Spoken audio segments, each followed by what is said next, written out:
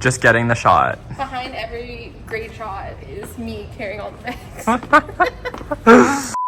We've spent our entire 20s being best friends. We survived university together, traveled together, Moved to a foreign country together, survived long distances apart, and made it back together during a global pandemic. all while making each other laugh along the way. If we've learned one thing in our 20s, it's that having amazing friendships is everything. And we want to say bon voyage to this decade in an unforgettable way. So, since we've been besties for the last 10 years, Over the next 10 months, we're going to try and finish visiting 30 countries before our 30th birthdays. And we couldn't do it without bringing you along. We're going to document the whole process, so grab your bestie and get ready for an amazing adventure.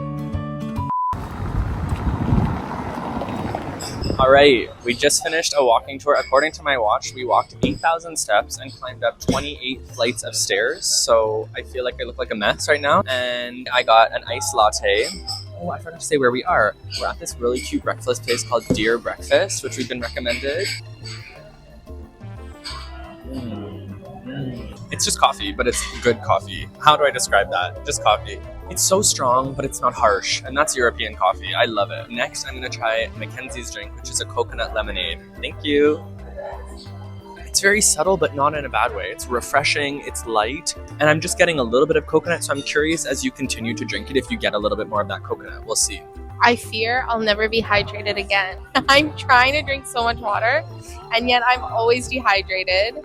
And that's why I've ordered 2 drinks, because I'm struggling. Europeans, how do you do it? One hydrates me and one for caffeine. Also, today Jonathan decided he wanted to go on a walking tour at 9:36. And it started at 10. I didn't get to pee this morning. No coffee, no breakfast. And then we walked 8,000 steps, 27 flights of stairs. So I'm struggling. I'm dehydrated, but I'm happy to be here. Welcome to Lisbon. Listen, I wanted to go on a walking tour. What can I say?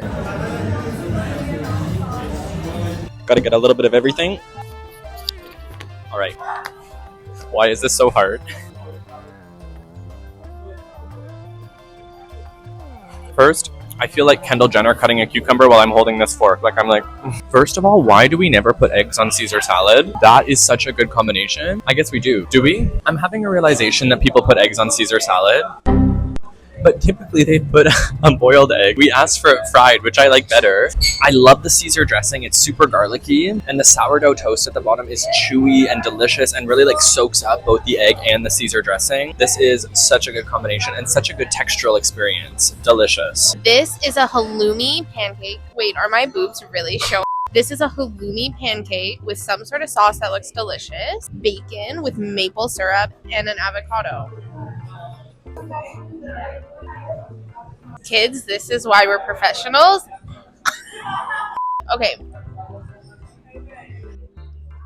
Excuse me, I think you should cut the camera because I need to have a private moment with myself. The halloumi saltiness with it's a sweet, I would say, I think it's called a pancake, but it's more waffle-like. It has a waffle-like texture. Soft. The sauce is a bit spicy. The avocado is creamy. And the halloumi is salty. Halloumi is one of my most favorite cheeses. I'm in heaven and I'm gonna stop filming because I'm going to stuff my face with both of these foods. If you come to Lisbon, you should definitely come here and you will be really happy. One of our friends on Instagram, Kirse, she recommended this and it was a great recommendation. So thank you, Kirse. Now we're going to find the most popular Portuguese pastry, pastel del natas. Let's go.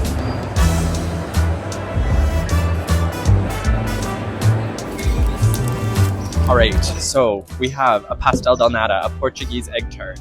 The real thing. I tried this once, actually a couple months ago at a restaurant in Calgary, and I specifically was oh, I'm so excited to try it because I knew I was going to be going to Portugal in a few months, and it was incredible there, so I'm waiting to try the real thing, I must admit.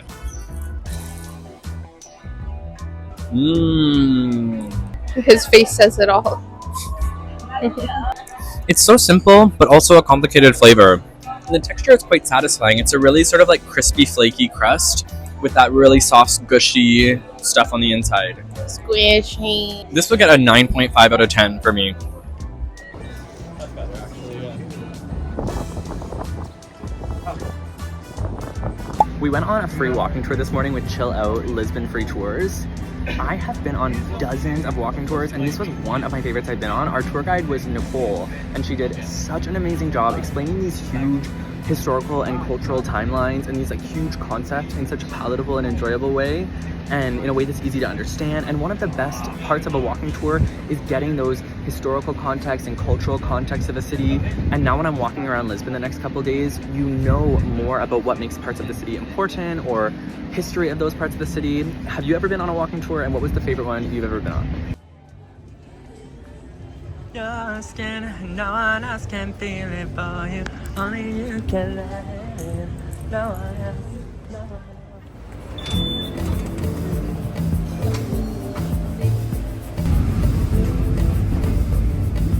Good morning. I was up And it's early. Very early morning to me. Late last night editing, so I personally had a great sleep.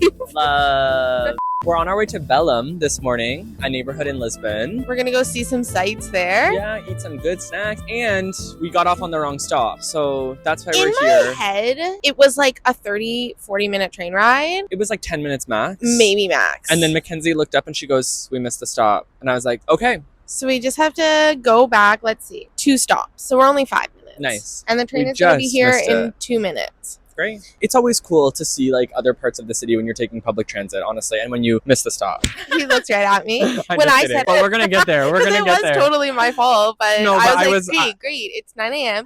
My best friend hates me. I was not paying attention to. I was in my like this.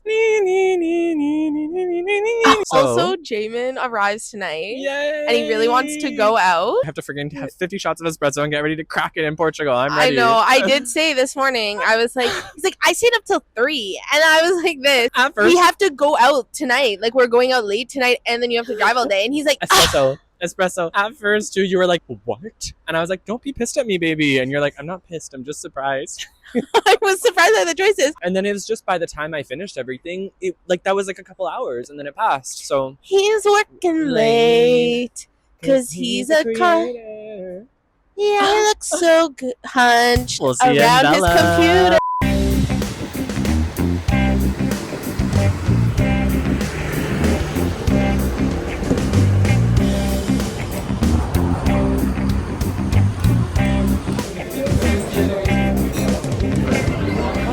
Posso ter pastel de nata? Okay, so we are in Belem today. Maybe we've already said that. As Jonathan already mentioned, we're a bit tired. Pastel de nata. Oh my gosh. Got it? The pronunciation. Pastel del nata. Pastel del nata. Yes. I've read somewhere that this is where it originated. So we had one yesterday, and this maybe is the original. And then we also ordered cappuccinos, and they came with whipped cream, which, Love you it. know, different. I'm trying to get, like, you know, the AMSR. Hey guys, I'm here having my pastel de nata. Nothing like a pastel crunch in the ASMR. This is different than the one yesterday. The one yesterday definitely had a more vanilla forward flavor. And this one, obviously there's a little bit of vanilla, but it's not quite as vanilla forward. And I would say the flaky crust is like more caramelly, but it is incredible and really delicious. And I see why people come to Portugal and have 75 of these. Catch me eating more of these.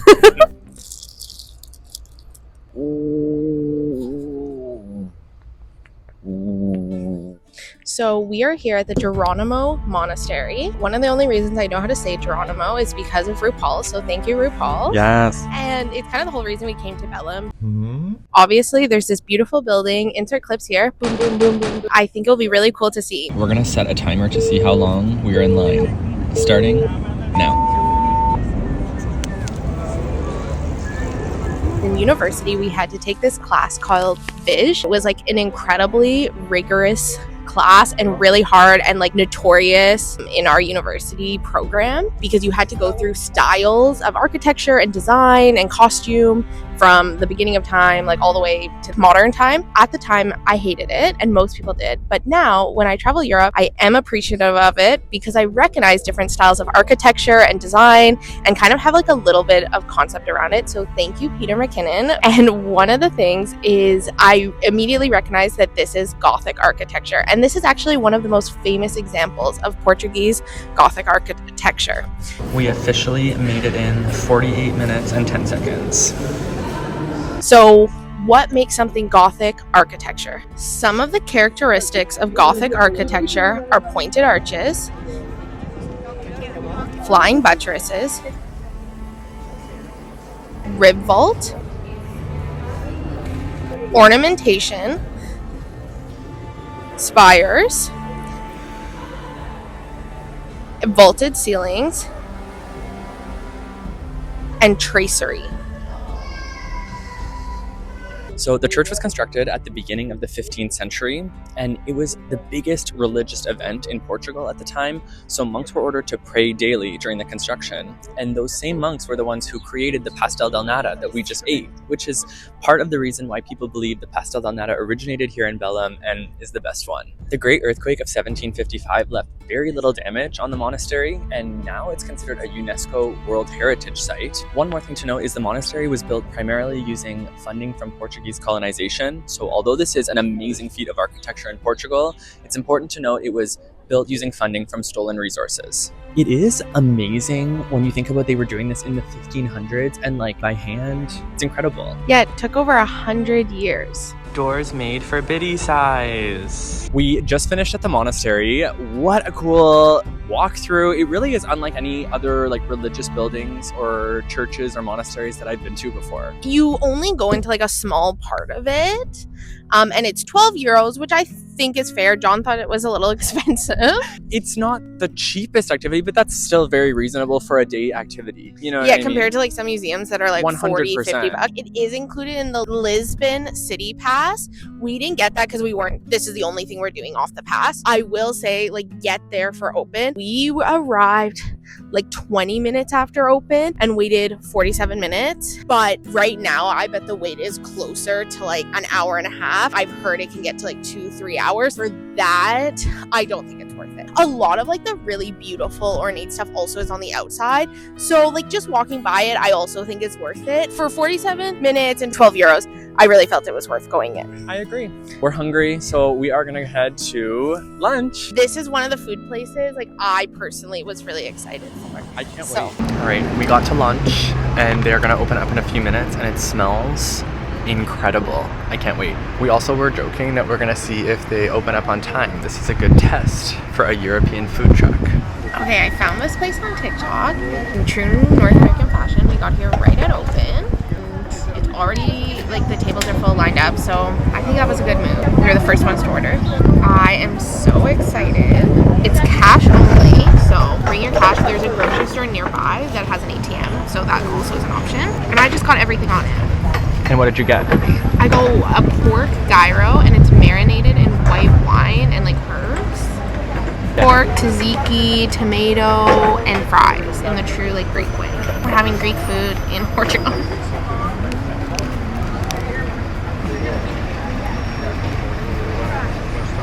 The whole thing is delicious, like all the parts of it, but the meat especially is incredible. It's so tender, so flavorful. All right, and this is the Spanica pita. Let's try it. Struggle buzz. Always.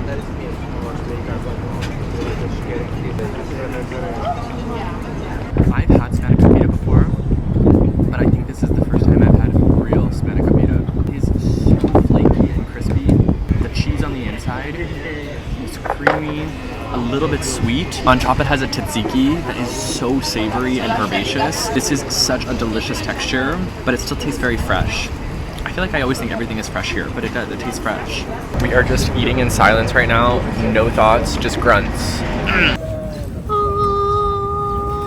Okay, this is the best ever cheesecake. It has candied walnut, I think powdered sugar, and honey, and passion fruit. I love cheesecake, so I'm excited. Right away, it's not, it's fluffy. I need a little time. Yeah, it's not dense like a New York cheesecake. Not very sweet, but not super rich either. Light and airy saltiness without the nuts. with the passion fruit and then the sweet little honey. I could see why people would say this is the best cheesecake ever.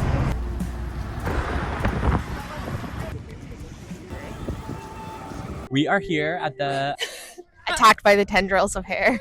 We are here at the Belem Tower. This literally looks like something out of an ancient sea kingdom or something. It's so cool with the waves crashing up against the tower and on this bridge that you can use to enter. It's about 500 years old and it is a UNESCO Heritage Site. Honestly, the line today is not that bad. I've seen the line so huge, so I didn't really plan on going into it. But I think it's probably a bit of an Eiffel Tower situation where the cool thing is looking at the tower. So yeah, I don't think we're gonna go in it. So maybe come around lunchtime is the time to go. Even when we walked by earlier today, it looked really busy from afar. It was used as like a protection dungeon, collect taxes. Pretty cool. It was built around the same time as the monastery, so it definitely gives similar vibes. Well, I'm glad we came to Belem. It's been really cool to come just outside the city center and see some of these like more touristic sites. They are stunning and so full of history, which is super cool to learn about. So we came to this monument because you can kind of see it from everywhere. We didn't know what it was about, so there is some amazing sculptures, and it's called Monument to the Discoveries, and it was built in 1940. I think Henry the Explorer is the one that it's really commemorating,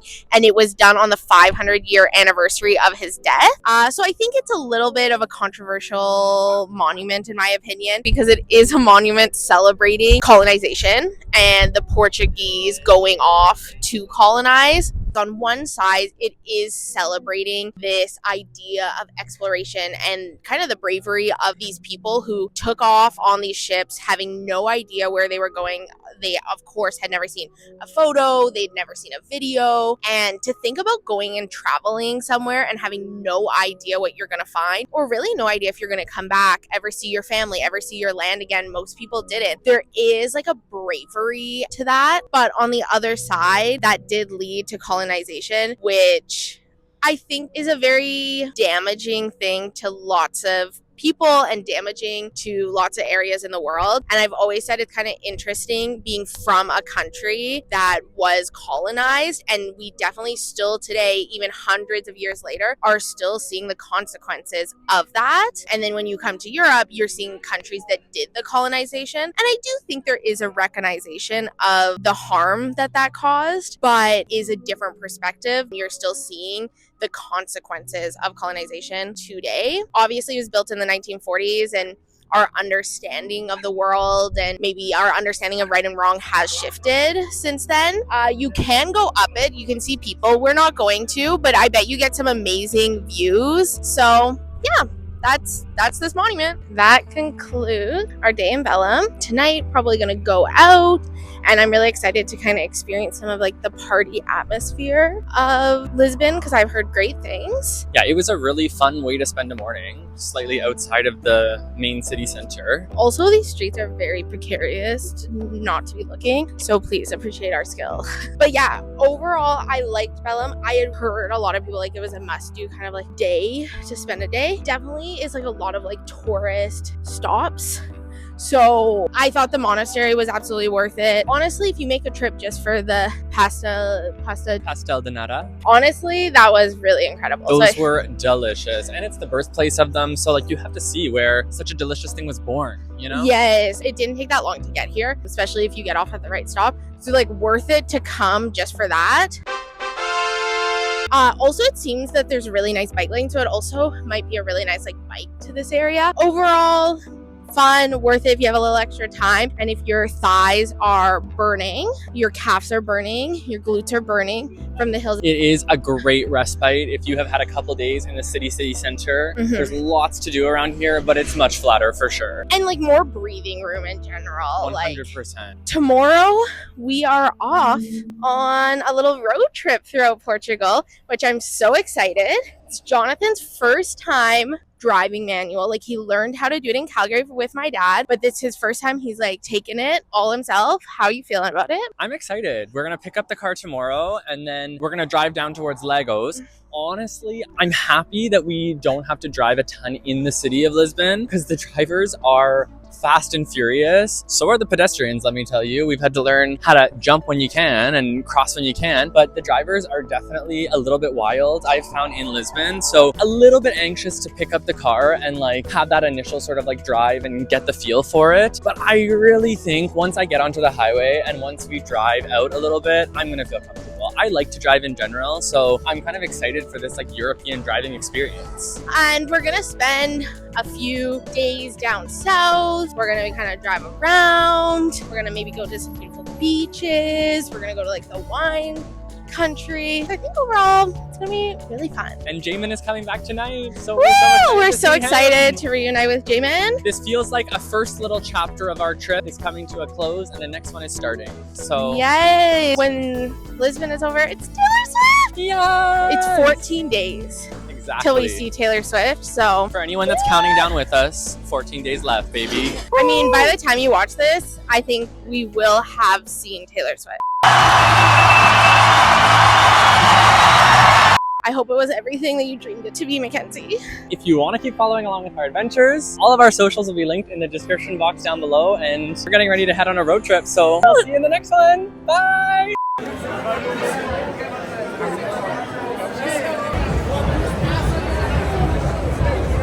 My hands!